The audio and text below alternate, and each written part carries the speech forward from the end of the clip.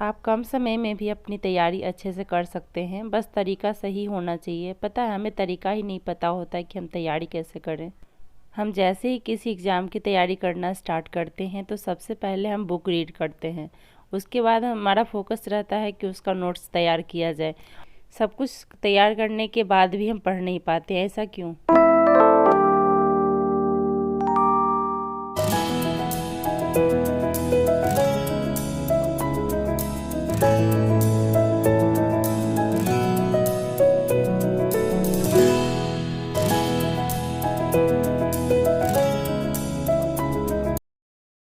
Hey guys, तो कैसे हैं आप सब? आई होप कि आप सब बहुत अच्छे होंगे। आप सभी का स्वागत है मेरे यूट्यूब चैनल वुमेन्स स्ट्रगल में।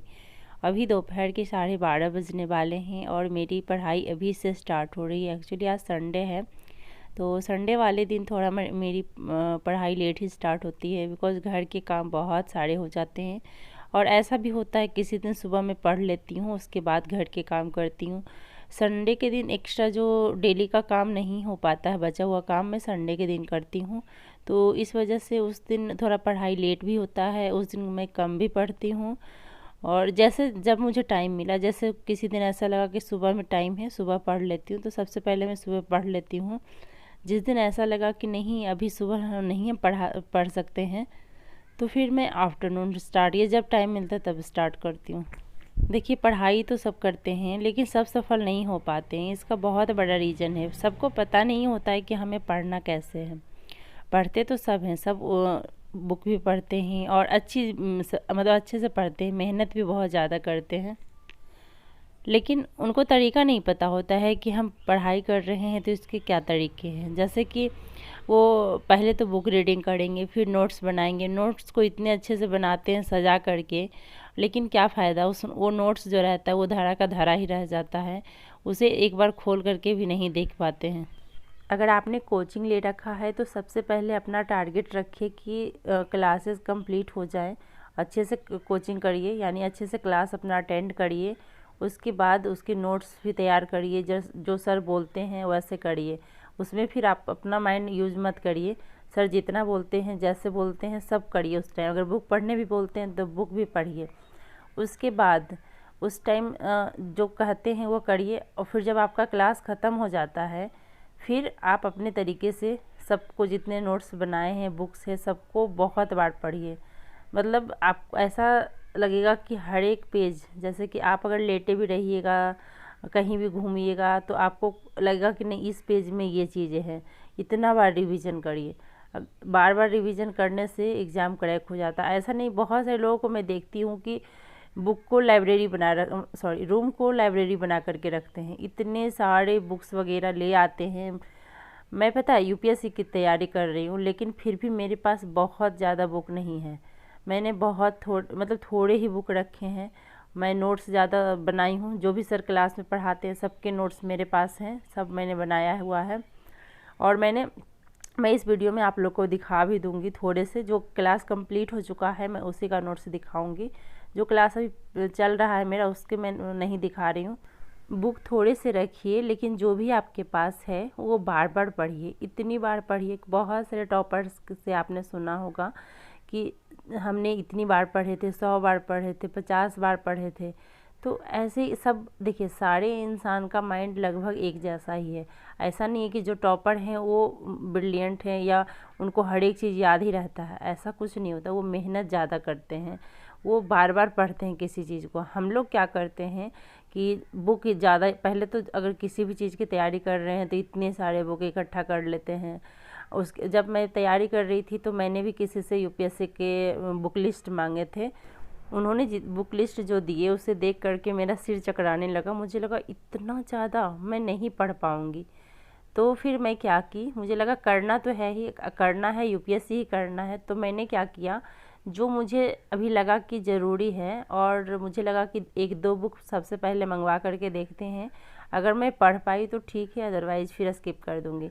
तो मैंने वैसा ही किया, स्टार्ट किया। तो एक दो बुक मैंने बाय किया और धीरे धीरे मैंने, अभी भी मेरे पास सारा बुक नहीं है। और फिर मैं जब क्लास अटेंड करने लगी तो मुझे तो बुक की ज़रूरत ही नहीं पड़ी। फिर सर जो जो बताते थे, सर ऐसे एनसीईआरटी का ही बुक पढ़ने के लिए बोलते हैं, तो मैं एनसीईआरटी का ही धीरे धीरे मंगवाती गई और उसे ही मैं बीच बीच में पढ़ती हूँ। देखिए इतने सारे मेरे नोट्स हैं और ये सिर्फ आधा है, पूरा नहीं है। मैं सोची आप लोगों को थोड़ा सा ही दिखा देती हूँ, उससे आप लोगों को आइडिया मिल जाएगा, इसलिए मैंने पूरा नहीं निकाला है। तो मैं आप लोग के कमेंट्स आ रहे थे कि दीदी आप नोट्स कैसे बनाती हैं, प्लीज़ मुझे दिखाइएगा।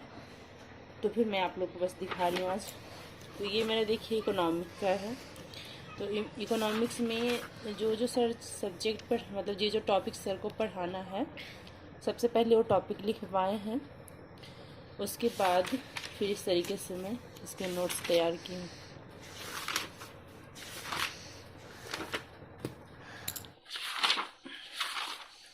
तो ये देखिए मेरे नोट्स हैं इकोनॉमिक्स के। थोड़ा मेरा गला आज ख़राब है तो प्लीज़ इसे माइंड मत करिएगा, मेरी तबीयत सही नहीं है।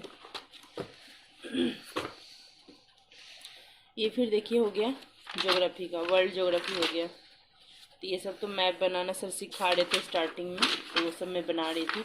सर जो क्लास में कराते हैं ना, मैं उसे ही लिख लेती हूँ। ये सब देखिए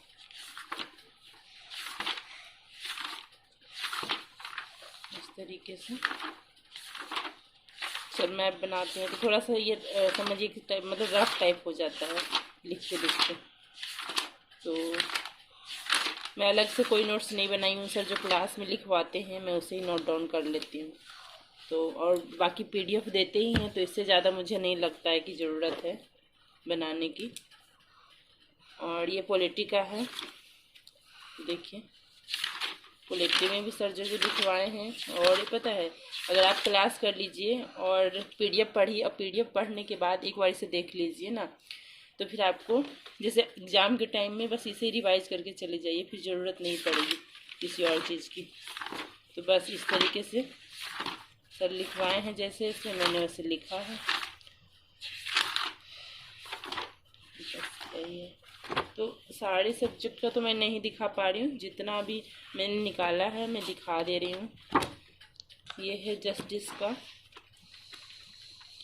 सोशल जस्टिस का ये है नोट्स।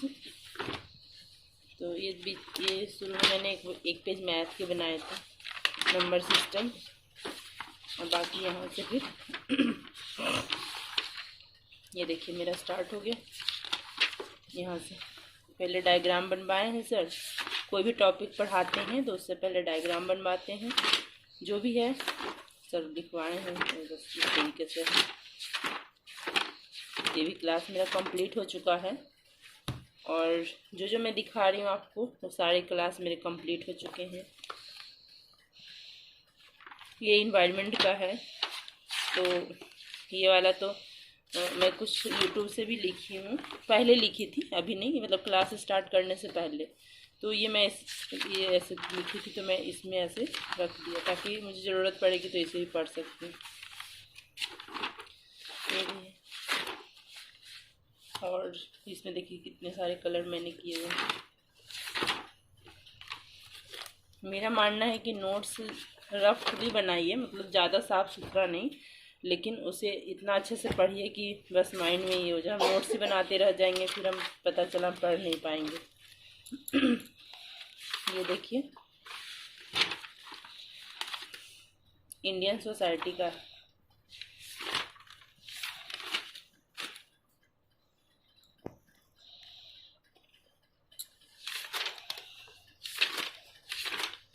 तो ये वाली नोट्स इंडियन सोसाइटी का। तो इसका भी क्लास कंप्लीट हो चुका है। ये साइंस एंड टेक का है। तो आई थिंक आपको एक आइडिया मिल गया होगा।